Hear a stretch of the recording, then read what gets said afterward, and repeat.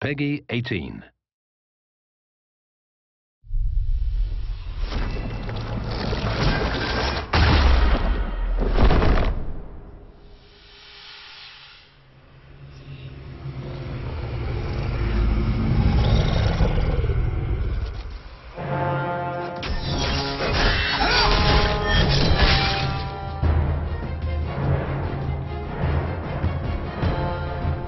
Hi, I'm Mike Laidlaw, lead designer for Dragon Age 2, and today we're going to take a look at some PC gameplay and the two different ways you can play Dragon Age 2, as an action RPG adjusting your strategy on the fly, or with a more considerate pause and play approach, issuing your orders tactically. Let's take a look.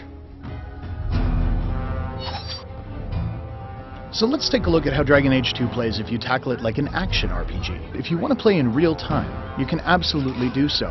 The rogue really shines here, able to move quickly around the battlefield, get into position, and separate out enemies. Of course, once you get into the thick of things, you'll notice you can fluidly move between characters.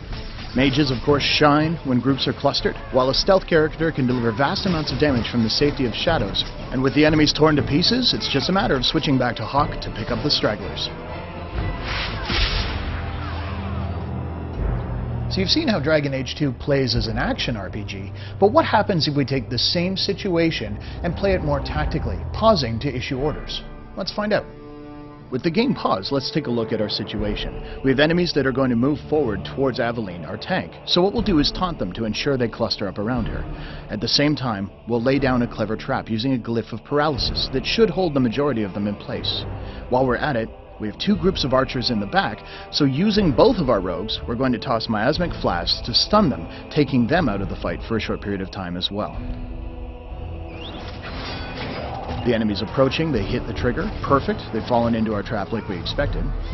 And now we're able to cut down the back ranks, using our archer to eliminate theirs while they're stunned. The tank, of course, Aveline, can move in and start dishing out damage while the defenses are down on the paralyzed foes. Now that they're gathered up, let's take a look at the situation as it's evolved. Switching to Hawk, you'll notice that the enemies are all kind of standing in a row, perfect for a knockdown attack, which will scatter them off their feet and unable to move out of a rain of arrows that Varric will lay down over the battlefield. And there it is. Now switching back to our mage, we register the enemies are starting to weaken. We're going to use a top-tier mage ability, Firestorm, raining down from the heavens to eliminate the last of our foes. So this is just an example of how a well-coordinated team can deal with an encounter where they're vastly outnumbered. So there you have it. Dragon Age 2 can be played with the smooth, responsive controls of an action RPG, or more tactically, pausing and controlling your actions that way, or of course, any combination of the two. Thanks for watching.